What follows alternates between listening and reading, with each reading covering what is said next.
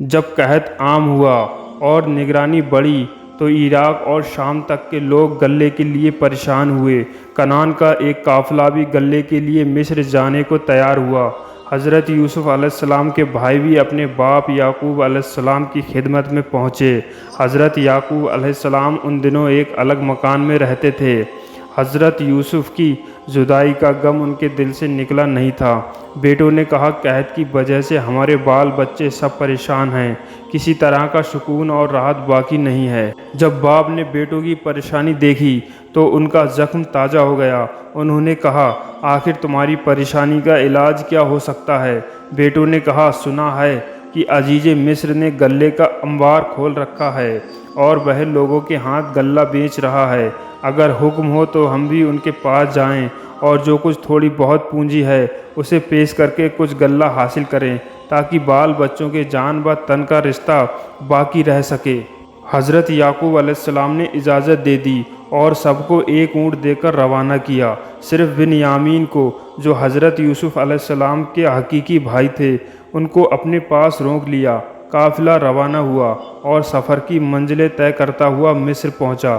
ایک دن حضرت یوسف علیہ السلام کی مجلس میں حکام اور امراء جمع تھے۔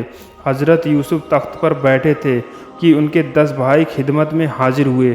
وہ یوسف کو پہچان نہ سکے، ادب اور تعظیم سے آگے بڑھے اور عبرانی زبان میں حضرت یوسف علیہ السلام کو سلام کیا۔ حضرت یوسف نے اسی زبان میں ان کو جواب دیا۔ بھائیوں کی خستہ حالی دیکھ کر حضرت یوسف بہت حیران ہوئے۔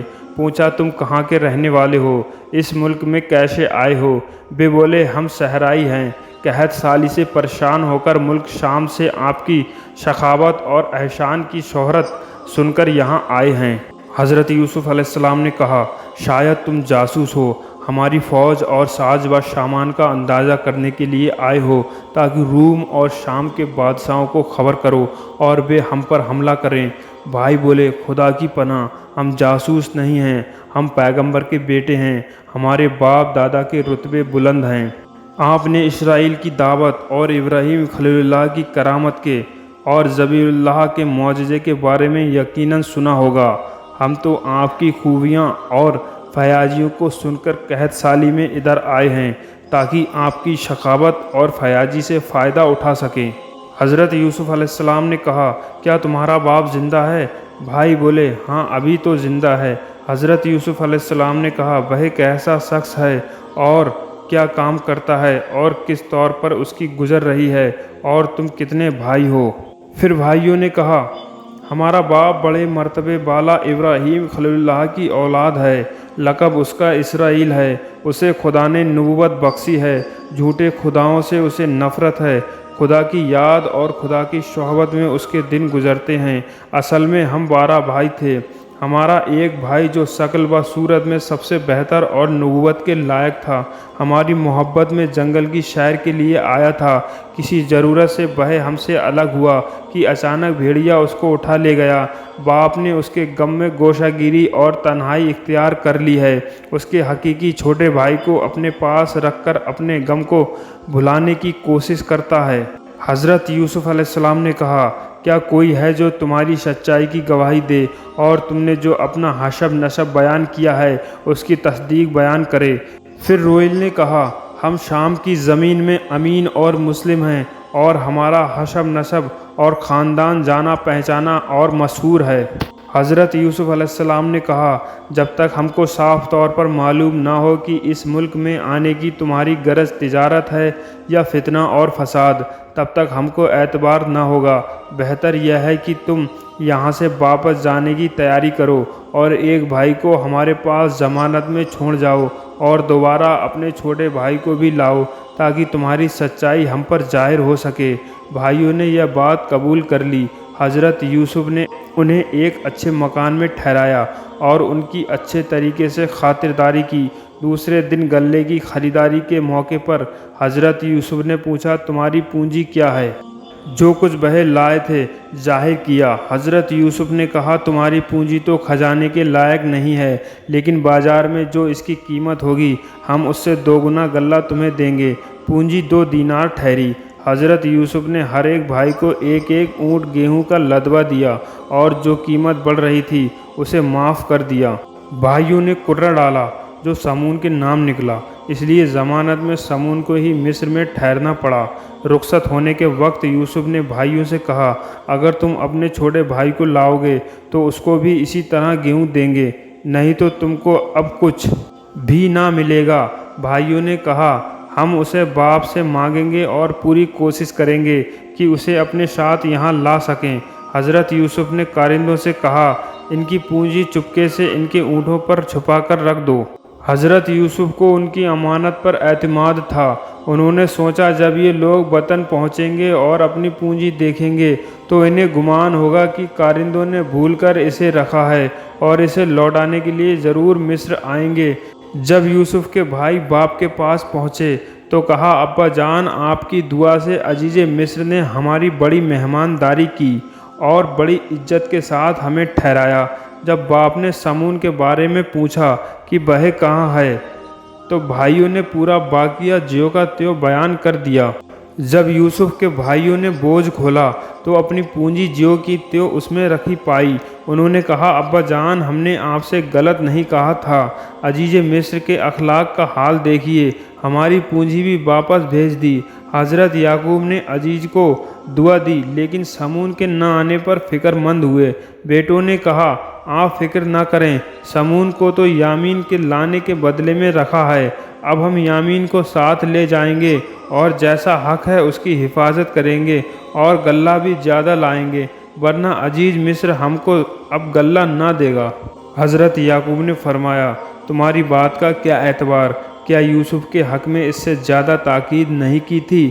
جب بیٹوں نے بہت عجیزی کی تو فرمایا، تم قسم کھاؤ کہ اپنے وعدے کو پورا کرو گے۔ اس پر دو بیٹوں نے قسم کھائی اور کہا، جہاں تک ممکن ہوگا کوئی کوتاہی نہ کریں گے۔ تب آپ نے اس کی قسم قبول کی اور کہا، خدا سب سے بہتر حفاظت کرنے والا ہے، اور یامین کو ساتھ لے جانے کی اجازت دے دی اور بیٹوں کو تاکید کی کہ مصر میں ایک دروازے سے سب کے سب داخل مت ہونا بلکہ الگ الگ دروازے سے شہر میں جانا۔ روایت ہے کہ حضرت کے بیٹوں سے حضرت یعقوب نے ایک خط عزیز مصر کے نام لکھنے کے لیے کہا۔ حضرت یعقوب نے ایک خط لکھا اور ایک دستار جو حضرت ابراہیم سے وراثت میں ملی تھی ہدیہ کے طور پر خط کے ساتھ دے دی۔ جب یہ لوگ مصر پہنچے تو باپ کی نصیحت کے مطابق الگ الگ دروازے سے شہر میں داخل ہوئے اور شمون کی مہمان گاہ میں پہنچے۔ شمون نے مہمانداری کی اور عزیز مصر کی عنایتوں کا ذکر کیا۔ جب صبح ہوئی تو 11 بھائی عزیز مصر کے دربار میں پہنچے۔ جب حضرت یوسف کو خبر ہوئی کہ عبرانی بھائی آئے ہیں اور حضرت یعقوب کا تحفہ لائے ہیں، پھر تو شادی سے ہوا رخ اس کا روشن ہو جیسے گل بہار میں گلشن۔ فرمایا، نہایت عزت اور احترام سے بٹھاؤ۔ پھر حضرت یوسف نے بھائیوں سے حضرت یعقوب کا حال پوچھا۔ بھائیوں نے کہا، پہلے تو وہ اپنے غمگین دل کو بنیامین سے تسلی دیتے تھے اور اپنے بچھڑے ہوئے بیٹے کے غم کو اس طرح سے بھولنے کی کوشش کرتے تھے، اب نہیں معلوم ان کا کیا حال ہوگا۔ اس کے بعد انہوں نے حضرت ابراہیم کا دستار اور یعقوب کا خط حضرت یوسف کی خدمت میں پیش کیا۔ اس سے حضرت یوسف بہت خوش ہوئے اور اسے تبرک اور رسالت کا تحفہ سمجھا۔ جب کھانے کا وقت ہوا اور کھانا چنا گیا تو حضرت یوسف نے پردے میں تشریف لے جا کر حکم دیا کہ ایک ایک دسترخوان پر دو دو بھائی بیٹھے۔ اس حکم کے مطابق دو دو بھائی ایک ایک دسترخوان پر کھانے کے لیے بیٹھ گئے اور بنیامین اکیلا رہ گیا۔ اسے اپنا شگا بھائی یاد آیا، اس کی آنکھیں آنسوؤں سے بھر آئیں۔ حضرت یوسف نے پردے کے پیچھے سے جب یہ دیکھا تو صبر نہ کر سکے اور اسے اندر بلا کر اپنے پاس بیٹھایا اور فرمایا، بنیامین، گمشدہ یوسف کی برادری کی شرطیں میں پوری کروں گا اور تیرے بھائی کی جگہ میں تیرے ساتھ کھانا کھاؤں گا۔ بنیامین نے کہا، اس میں شک نہیں کہ حضور کی برادری کا درجہ بلند ہے۔ اگر آپ کو ابراہیمی خطاب بھی حاصل ہوتا تو میرے دل کی حسرت پوری ہوتی۔ حضرت یوسف نے کہا، وہ تیرا بھائی جو گم ہو گیا تھا میں ہی ہوں۔ لیکن اس راز کو بھائیوں سے مت کہنا۔ بنیامین خوش ہوا اور کہا اب تو میں مصر سے باہر نہ جاؤں گا اور آپ کی جدائی کو کسی قیمت سے راضی نہ ہوں گا۔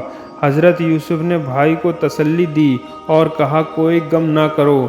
جب بھائیوں کے اونٹوں پر غلہ لادا گیا تو اپنے بھائی کی کھرجی میں پانی پینے کا برتن رکھ دیا۔ بھائیوں کا قافلہ مصر سے روانہ ہوا۔ ابھی قافلہ تھوڑی ہی دور گیا تھا کہ کارندوں نے دیکھا کہ بادشاہ کے پانی پینے کا برتن غائب ہے۔ انہیں خیال ہوا کہ برتن چوری ہو گیا ہے۔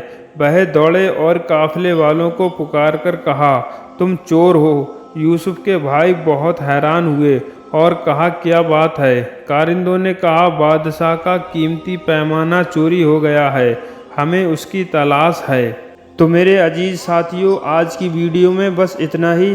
اس سے آگے کا قصہ ہم جانیں گے اگلی ویڈیو میں انشاءاللہ۔ تو ملتے ہیں اگلی ویڈیو میں۔ اللہ حافظ۔